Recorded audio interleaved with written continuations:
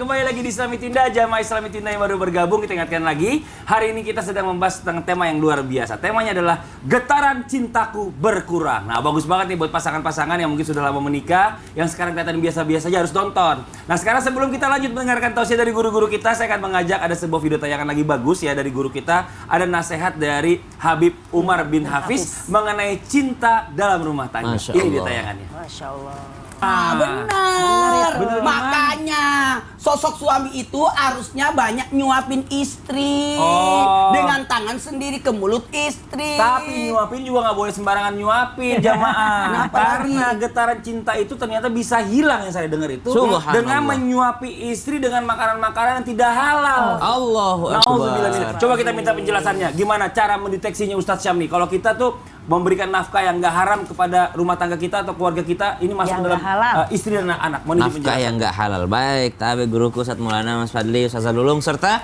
guru-guru kami yang dimuliakan Allah Subhanahu wa Ta'ala berbicara tentang nafkah ini, berbicara tentang rezeki yang kita dapatkan ini. Allah Subhanahu wa Ta'ala mengingatkan kita di dalam Al-Quran, ba'da naqul a'udzubillahi minasyaitonir rajim.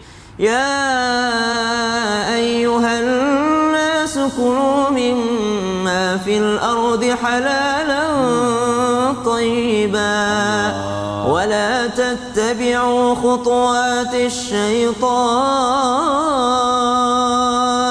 إنه لكم عدو مبين. Wahai sekalian manusia, makanlah apa yang ada di atas muka buminya Allah Subhanahu wa Ta'ala yang halal lagi baik. Dan ternyata janganlah kalian mengikuti jalan daripada syaitan, orang yang senantiasa mengambil sesuatu yang haram. Bukan hanya jenisnya yang haram, mungkin halal jenisnya, daging ayam, daging sapi halal jenisnya, halal bahannya, namun cara mendapatkannya dengan jalan yang haram, dengan menipu orang lain, menjatuhkan orang lain demi mengangkat dirinya, atau menyalip orang lain dengan cara-cara yang tidak halal, dengan cara menzalimi orang lain sehingga itu berbentuk dengan rezeki. Rezeki itu lalu dia suapkan kepada istrinya. Ternyata bukan hanya yang dijelaskan guru kita dengan akhlaknya seseorang suami menyuapi kepada istrinya, namun dari mana makanan tersebut. Sayyidina Umar bin Khattab radhiyallahu an, saking buruknya ini rezeki yang halal ini atau makanan yang haram tadi, saking buruknya makanan yang haram, Sayyidina Umar bin Khattab radhiyallahu an diberikan oleh seseorang susu. Ketika Sayyidina Umar bin Khattab menegak susu tersebut, ya, lalu ditanya oleh Sayyidina Umar bin Khattab, dari mana kau dapatkan susu ini?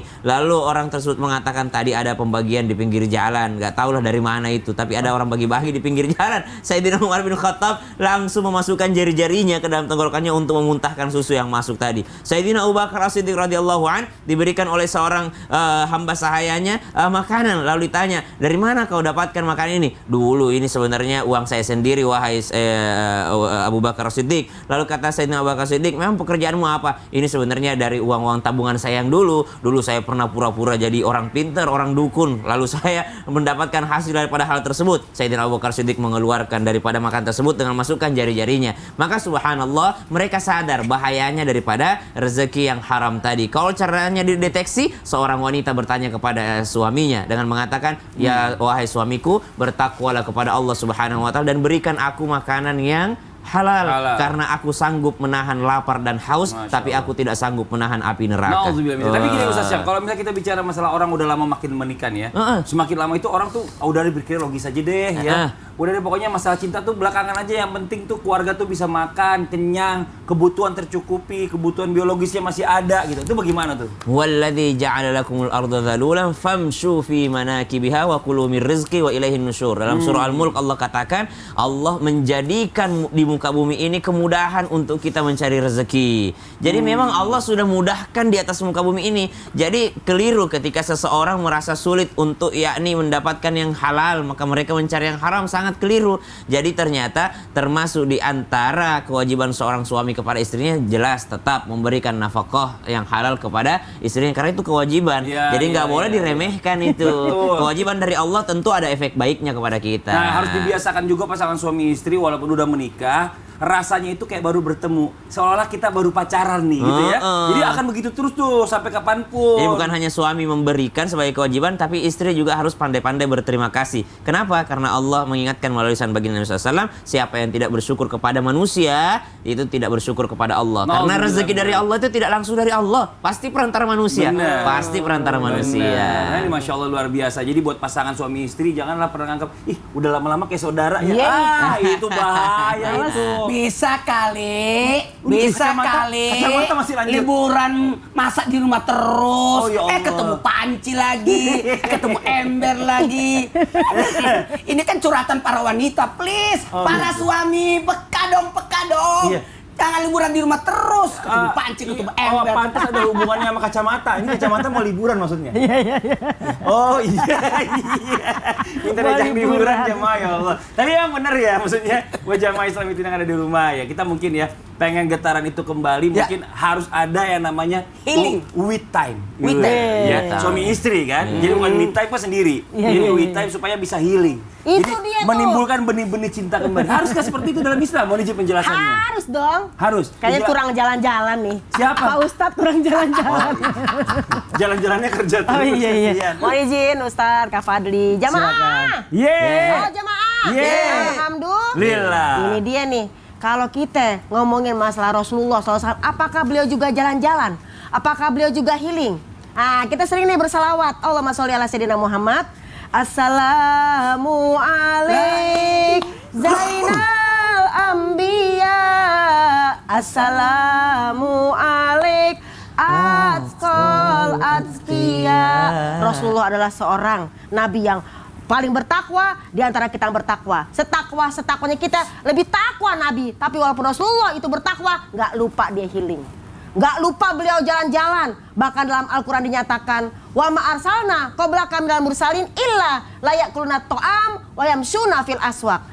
Para rasul yang kami turunkan, yang kami utus ke dunia ini sebelummu ya Rasulullah, mereka juga pada jalan ke pasar, jalan-jalan, bahkan mereka juga memakan makanan. Artinya apa? Nabi aja healing. Nabi pun mengajak istrinya untuk berjalan-jalan. Ingat nggak kalau kita mendengar kisah tentang Rasulullah bersama Bunda Aisyah jalan-jalan pagi, kalau bahasa kita olahraga, kemudian jalan-jalan, ada hiburannya, ya kan? Hiburannya apa? Ketika Rasulullah menemani Aisyah untuk menonton dua penyanyi jariah, kalau bahasa kita mah nonton musik, ya. Kemudian Abu Bakar berkata, ngapain sih seruling-seruling setan didengarkan? Maka Rasulullah menjawab, wahai Abu Bakar, biarkan sejenak, ini adalah hari raya mereka. Jadi Rasulullah juga nonton, ngajak makan juga kepada istrinya. Bahkan dua penyanyi ini walaupun kurang bisa bersenandung, tapi tetap ditonton oleh Rasulullah. Bahkan dalam hadis dinyatakan, ya, Suaranya jelek maksudnya. seperti saya, suara pas-pasan ya kan. Tapi Rasulullah begitulah, ditonton. Bahkan Aisyah menyatakan dalam perkataannya,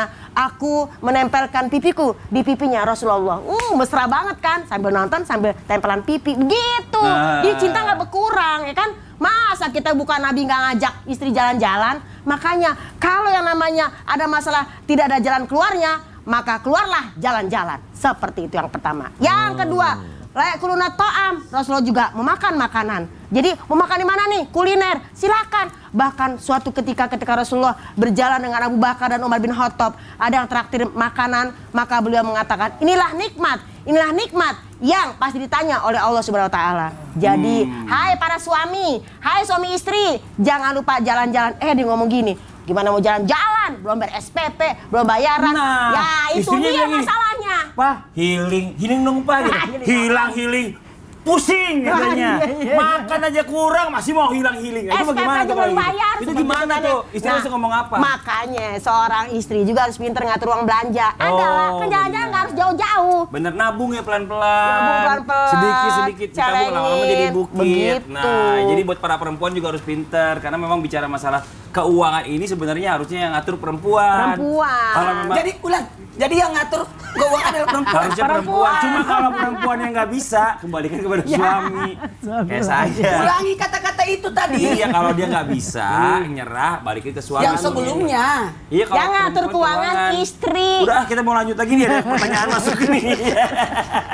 Kita akan membacakan pertanyaan-pertanyaan masuk dulu nih yang ada di sosial media Islami Tinda. Yuk, langsung aja kita masuk ke segmen Tanya Dong Ustadz. Kami semua tanya dong Ustaz. Dari hamba Allah. Asik. Assalamualaikum Ustaz. Waalaikumsalam warahmatullahi wabarakatuh. Bagaimana hukumnya orang yang dinikahkan karena dipaksa untuk mau nikah atau dinikahi orang tersebut? Yang perempuan ini akhirnya menuruti kemauan keluarganya, namun tak ada rasa cinta sama sekali, tak bisa mencintai suaminya sama sekali, dan berumah tangga selama beberapa tahun, namun istrinya ini selalu menghindari untuk berhubungan badan karena tak cinta Ustadz. Dia hanya berpura-pura cinta saja di hadapan mertuanya. Bagaimana hukumnya Ustadz? Kemudian karena si wanita ini merasa tidak mau jika terus-terusan membohongi perasaan suami, mertua, takut berdosa terus-menerus, Ustadz, akhirnya si istri ini memilih pergi dari rumah suami atau memilih berpisah dengan meminta cerai. Nah ini bagaimana nih Ustadz Syah? Ini yang namanya pernikahan ini sebenarnya kalau dijodohin itu coba aja dulu ya. Kenapa, kan udah halal. Masa nggak mau disentuh suami juga? Masya Allah, jadi menikahi orang yang dicintai adalah sebuah anugerah, namun mencintai orang yang telah dinikahi adalah wajib, ya, wajib mencintainya. Namun demikian di masa Nabi SAW ada beberapa kasus seperti ini.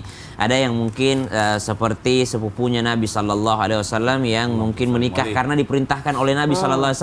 Namun ternyata dalam pernikahannya sepupu Nabi ini mengatakan kepada Nabi SAW bahwa ia tidak mencintai suaminya. Memang benar-benar tidak ada rasa ketika itu, maka bolehkah ia meminta cerai atau berpisah? Bahkan sang laki-laki juga meminta kepada Nabi SAW untuk memisahkan mereka. Namun mereka mencoba bertahan. Ketika dalam percobaan bertahannya, ternyata mereka berdua pun menyerah karena sang istri merasa tidak menghargai suaminya, sang suami pun merasa tidak bisa bersama dengan istrinya. Akhirnya Nabi SAW memisahkan mereka. Artinya dalam Islam tidak diharamkan juga perpisahan, namun justru pahalanya sungguh besar ketika ada seorang istri itu bertahan karena Allah, bertahannya karena Allah. Masya Jadi Allah. mungkin perasaannya belum bisa, ya diminta sama Allah. Jadi pertama jangan langsung minta pisah dulu, tapi minta dulu sama Allah Subhanahu wa taala yang Maha membolak-balikkan hati dan perasaan. Minta, ya Allah, saya minta kepadamu yang Maha membolak-balikkan hati, coba ya Allah berikan aku perasaan kepada suamiku. Minimal kalau tidak bisa mencintainya secara tulus, lihat kebaikannya, cintai kebaikannya. Dulu Wallahu ta'ala nenek-nenek kita kan a'lam. dijodoh-jodohkan kan. Alhamdulillah anaknya banyak 12 11 ya kan. Banyak. Pak, mohon izin Pak, bisa dibacakan yang berikutnya Pak, tolong Pak. Ini kacamata saya kasih pinjem. Bukan kacamata yang tadi, ayo bukan dong. kacamata yang tadi ya. Pertanyaan jamaah ini, jamaah nungguin. Assalamualaikum Ustazah, saya Waalaikumsalam. sedih banget. Waalaikumsalam. Saya tahu dalam pernikahan kami saat ini saya belum bisa memberi anak bagi suami. Jadi suami selalu mengungkit-ungkit masalah belum punya anak. Saya udah ajak suami untuk program dan periksa, tapi suami selalu bilang nggak mau. Terus saya juga jangan selalu disindir sama mertua. Sampai suami bilang cintanya berkurang sama saya. Sedih dan terpukul banget. Bahkan saya dikasih waktu sampai tahun depan untuk punya anak. Ya Allah, sakit Ustadz dengarnya. Mohon solusinya Ustazah, biar saya nggak depresi. Wah, ini berarti dia enak ya? Besok beli ya kayak punya saya ya. Enak banget. Bacanya lancar. Enak ya? Biasanya gagap. Silakan dijawab Ustazah. Masih bagus kata-katanya ya. Mohon izin Ustadz, Kak Fadli. Jemaah, alhamdulillah. Kul innama ana basyarum mislukum, katakanlah aku adalah manusia biasa seperti kalian juga, tapi bedanya Rasulullah diberikan wahyu oleh Allah Subhanahu wa taala. Kita sebagai manusia, apalagi sebagai istri, minta anak. Emang anak itu kayak boneka?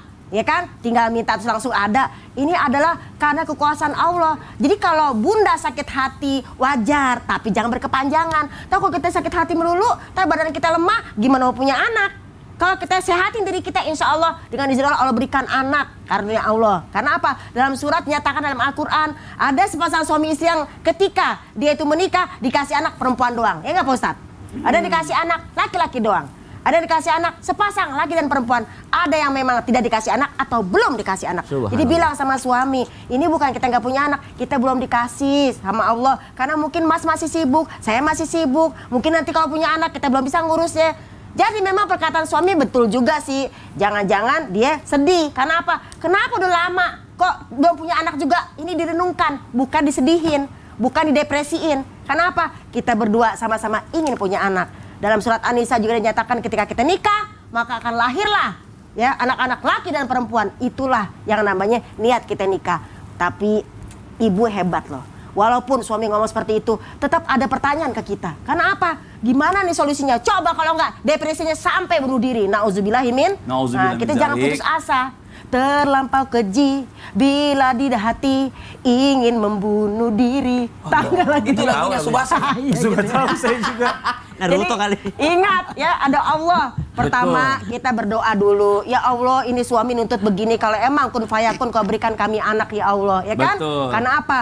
Robbi la tazarni fardan wa anta khairul warisin. Ya Allah, jangan kau biarkan aku sendirian tanpa pasangan, tiba-tiba diminta cerai. Jangan kau biarkan aku sendirian tanpa ada anak ya Allah. Engkau lah sebaik-baik pemberi waris kepada kami. Betul. Gitu loh. Tapi kalau mau jadi adil, tuh ibu hebat loh. dua-duanya periksa, jangan Kudu. nyalain istrinya doang. Itu dia. Kadang ada juga, mohon maaf ya, ini istrinya dituntut sama mertuanya. Nggak taunya suaminya yang nggak bisa punya anak. Atau Itu dia suaminya lemah. Ini dia nih yang bikin kita ngomel. Udah tahu si istri ngomong, ayo deh kita periksa bang. Nggak mau. Jangan-jangan dia yang emang nggak Atau bisa punya mungkin anak. nutrisinya, Iya. atau mungkin saatnya. Jadi kasih tahu juga kepada suaminya, kalau kita mau punya anak, ya dua-duanya sama-sama kita periksa. Dua-duanya Biar berusaha. sehat. Seandainya ada masalah, kan bisa dikasih obat sama dokter. Itu bener nggak? dia, ikhtiarnya adalah berobat. Ya Allah, hari gini masih depresi, hello, ya kan? Jadi kita kudu sama-sama mendoakan juga. Terima Mudah-mudahan kasih ibu banyak. diberikan jalan keluar. Amin, amin ya rabbal Kak Fadli alamin. waktu punya anak gimana ceritanya? Wah, saya lancar-lancar jaya aja tuh mestinya. Kasih tahu Alhamdulillah. kalau gitu. Alhamdulillah. Alhamdulillah. Waduh, bahaya deh kalau itu. Pokoknya anak saya banyak. Ya, tapi nih, saya mau kasih tahu nih buat jamaah Islami Tinda yang ada di rumah nih, Masya Allah. Ada yang curhat sama saya. Mas Fadli, saya heran deh kalau istri saya ngomel-ngomel tuh, marah-marah, keluar cerewetnya. Badan saya tuh ngerasa kayak udah mulai gatal-gatal gitu katanya. Istrinya ngomel, badannya gatal. Kayak ini nih. Apaan? Ini kan bukan anak dijaga, malah main game. Biasa sih. Siapa? Oh, Ustaz Syam, bukan saya. Semuanya. Main game apa? Saya? Hah? Ada deh. Iya. Mana sepatunya berantakan, ya ampun. Diinjek padahal Ya baru aduh, dipel ya lagi. ampun lagi. Ya ampun. Ya ampun. Ya ampun, ya ampun. Ya ampun. ampun. Ya ampun, ya ampun. Udah dipel lagi, injak-injak lagi. Nggak ada perasaannya. Mana isi capek, semua Orang anak-anak minta dia urus jelasin semuanya. siapa yang ngomel, malah dia yang ngomel. Saya ini wakili wanita-wanita yang ada di rumah. Ya. Biasanya kan repot ngurusin anak, kerjaan suami tidak ada kerjaan. Lah, Cuma jamaah. datang ke rumah dan Ngomel nggak mulu. main game aja. Nah, tidak kembali lagi setelah satu ini ya, tidak tetap membantu Islami suami. Tinda. Jamaah, Suami itu jamaah. bahan perhatian. Woi, buat semuanya. Tuh, yang suka main game.